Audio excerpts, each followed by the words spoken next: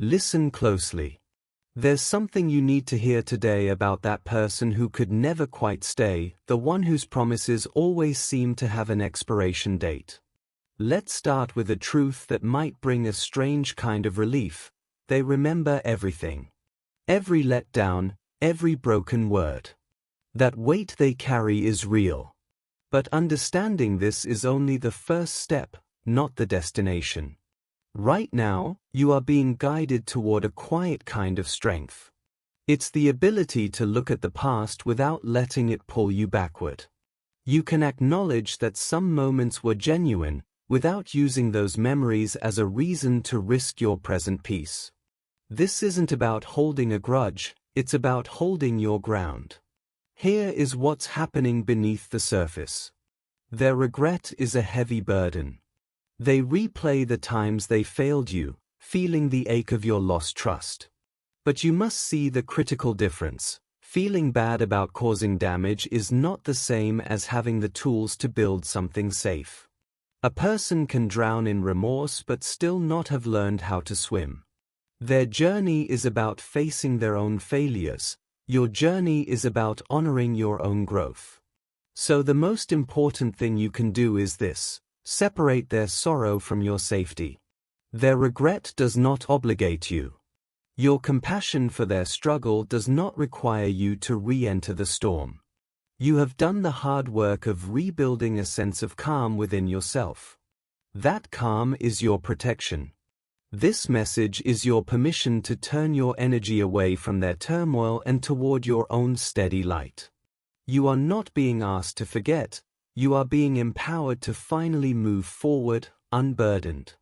There is a quiet truth rising within you now, can you feel it? It's this: sorrow and change are not the same thing. Regret is a feeling. Transformation is a choice, built one difficult day at a time. Many people are capable of guilt.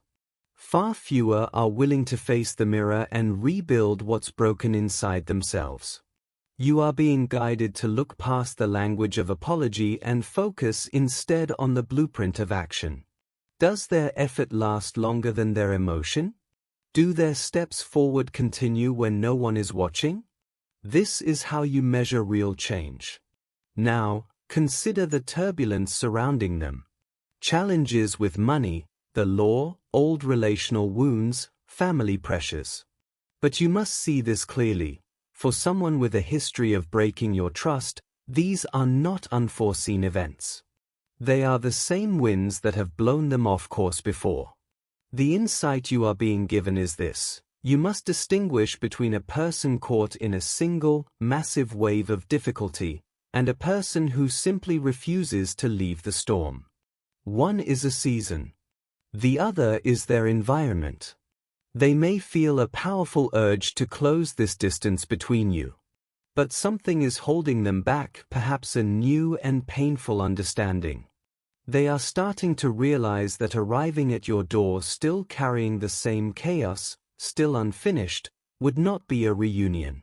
It would be a replay. And so, in this moment, staying away might be their first genuine act of care for you. It is not love speaking if all it brings is the same pain you've already survived. Let this quiet moment find its place in you. This silence is not empty, it's meaningful. It's the sound of someone finally understanding that your heart can't survive another hopeful start that leads to the same painful end. They are seeing a hard truth. Love that comes before wholeness is a burden, not a gift. Good intentions without action only deepen the wound. So for now, they choose space not from lack of love, but from realizing that wanting isn't the same as being ready. To stand with you, they must first become someone who can. You need to let this anchor you. Your pain is real. Your caution is wisdom, not weakness. Protecting your peace is self-respect. You don't have to accept promise over proof. Remember, a tree is known by its fruit, not its flowers. This hesitation is your hard-earned growth. Words are easy. Consistency takes strength. God honors the wisdom your tears have bought. Yes, you on their mind, a reminder of what true love could be. But being sorry isn't being changed. Remorse is a feeling. Change is a choice. Their regret is a beginning, not the end. Your task isn't to watch their journey, but to tend your own peace. If a bridge is rebuilt one day, it must be stronger, built by both. This quiet isn't an ending. It's where true growth can breathe. True growth unfolds slowly, like seasons changing. Many begin to change when they face consequences, but effort fades when pressure eases. Watch what happens in the quiet months that follow, not the heated moment of loss. Your absence may have shown them what they truly risked.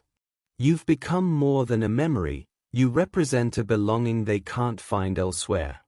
Their hope is anchored in you. But vision is not action. Dreaming of a future together is not the same as building the character to sustain it.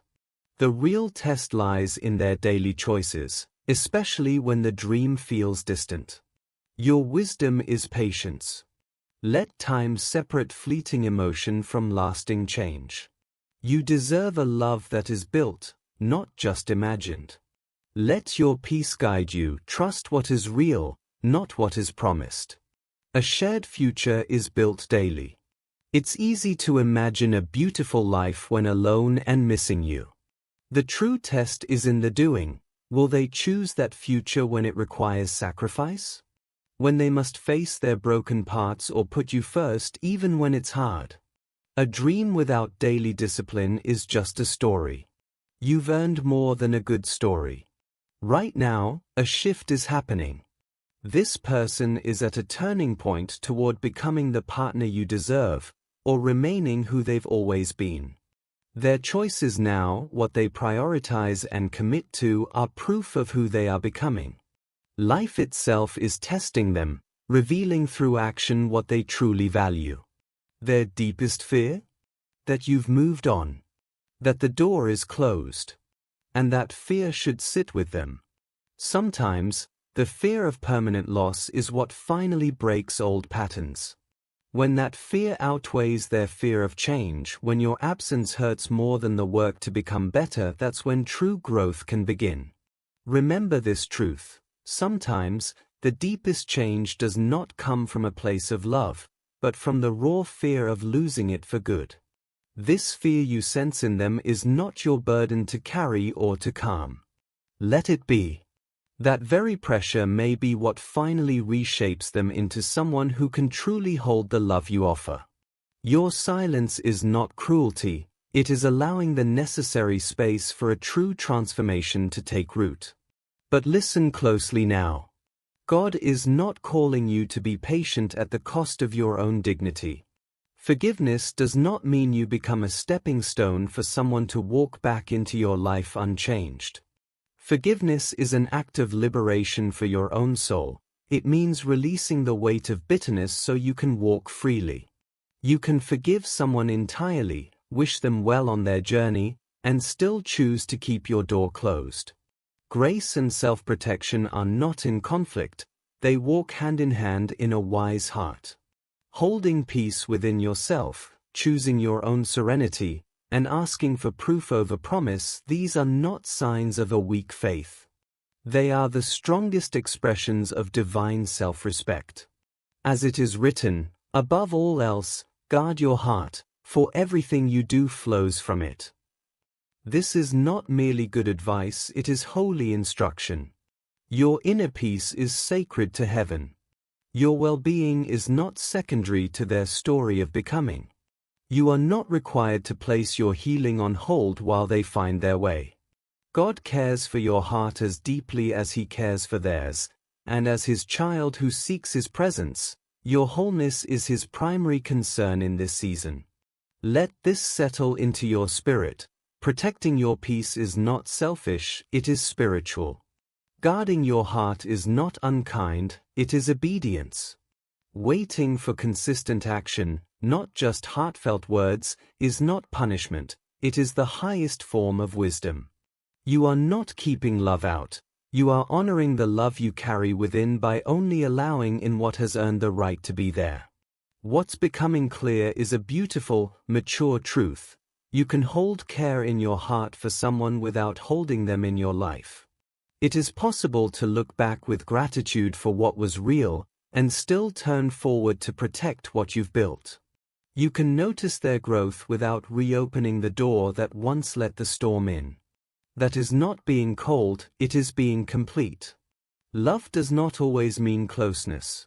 You can wish someone well from a wise distance. Honoring the past does not mean you owe them a place in your future. If they are genuinely changing, that is a good thing, but your peace does not need to be the testing ground for their progress. Remember this: if a connection is truly meant for you, it will not be broken by your healthy boundaries. It will be strengthened by them. A bond blessed from above can withstand the test of time, the requirement of proof, and the space for real growth to take root.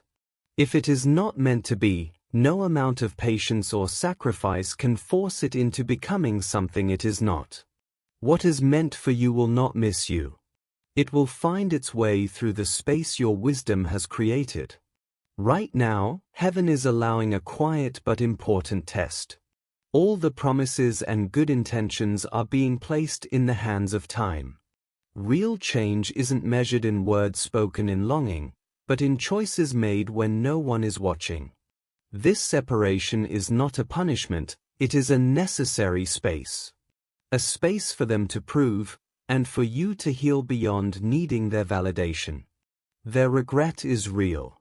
Their love may be sincere. But the true question being placed before them now is this: are you willing to become more than just sorry? Are you willing to build a new way of being, day by quiet day, even when the immediate fear of loss begins to fade? Because the deepest transformation isn't born in crisis, it is proven in the calm, ordinary days that follow. And you are being asked to simply wait and watch, not with anxiety, but with the calm assurance that what is truly yours will arrive not just with promise, but with proof. A quiet question now hangs in the air, one that only time and choice can answer: will the real work continue? When the immediate fear of loss softens, will they still show up for the hard appointments? Will they still have the difficult conversations? Will building their character remain the priority? The truth being shown to them is this: love is not just a feeling to hold, it is a choice to make again and again. It is not something you have, but something you do. The quality of their life, and any future relationship, depends entirely on how they live out that answer through action, long after the words have faded. And to you, heaven is asking a gentle but important question: are you willing to trust divine timing more than you trust your loneliness? Are you ready to choose your own peace over the familiar pull of an old pattern? God understands this waiting is hard. The quiet can feel heavier than the disappointment you once knew. The unknown can seem more frightening than a painful past. Yet you are being invited to trust at a deeper level, to believe that this time of waiting is not empty, but purposeful. It is not a delay, but a protection. This season of solitude is guarding you from a heartbreak that could have been permanent.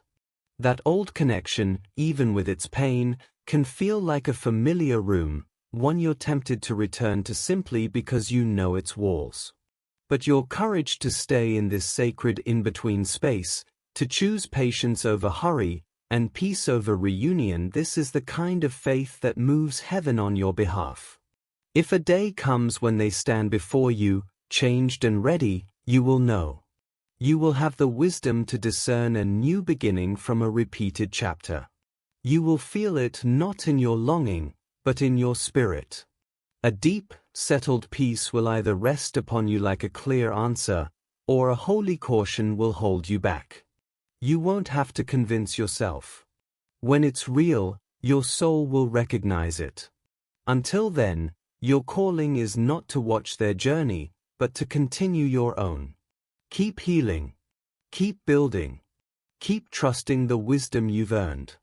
Someone who truly loves you won't just be sorry for the past, they will build a future where that pain is never repeated. So tend to your own garden. Water your own peace. The most important growth happening right now is yours. Remember this: your life is not a waiting room. You are not meant to pause your world for someone else's progress. You have a purpose, beauty, and a path that stands strong, with or without them. This season is not about sitting still. It is a sacred call to turn your energy inward, not toward selfishness, but toward wholeness. To become complete in who you are, grounded in faith, and aligned with what you are called to be. When you truly begin to live again, not waiting, but moving forward, something shifts. The air clears. And from that new place, one of two things will happen. Either they will rise to meet the person you have become, drawn by the peace you carry, or they will remain where they are. And either way, you are protected. Either outcome serves your highest good. God sees all you've carried. The love, the patience, the trust you rebuilt after it was broken.